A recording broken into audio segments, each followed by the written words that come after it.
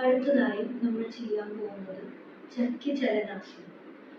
ഇത് ചെയ്യുമ്പോൾ നമ്മൾ ആദ്യം സുഖാസനത്തിൽ ഇരിക്കുക. അതിനുശേഷം കാലുകൾ രണ്ടും നീട്ടിവെച്ച് എത്രത്തോളം വൈഡാക്കി രണ്ട് കാലുകളും വയ്ക്കാമോ അത്രത്തോളം വൈഡാക്കി വയ്ക്കുക.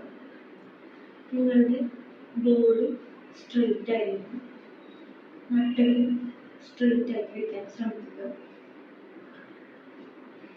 ഈ ഒരു പൊസിഷനിൽ ഇരുന്നതിന് ശേഷം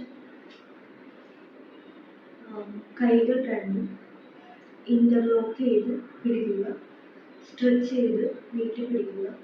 അതിനുശേഷം മുന്നിലേക്ക് ആയുക. നിങ്ങളുടെ നട്ടല് സ്ട്രെയിറ്റ് ആക്കി മുന്നിലേക്ക് ആയാൻ ശ്രമിക്കുക.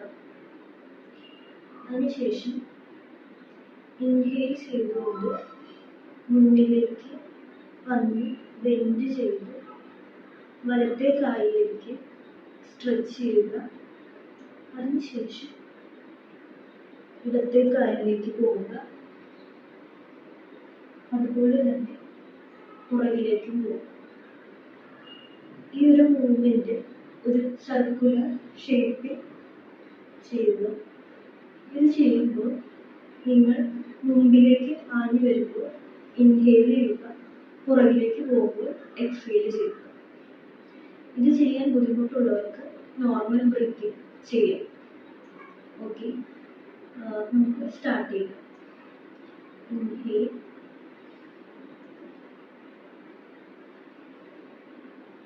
exhale, inhale, exhale, inhale, exhale, inhale, exhale. ഇത് രണ്ട് ഡയറക്ഷനിൽ ചെയ്യണം, clockwise anticlockwise. Once നമ്മൾ ക്ലോക്ക് വൈസ് ചെയ്ത് കഴിയുമ്പോൾ പിന്നെ തിരിച്ച് ആൻറ്റി ക്ലോക്ക് വൈസ് ചെയ്യുക.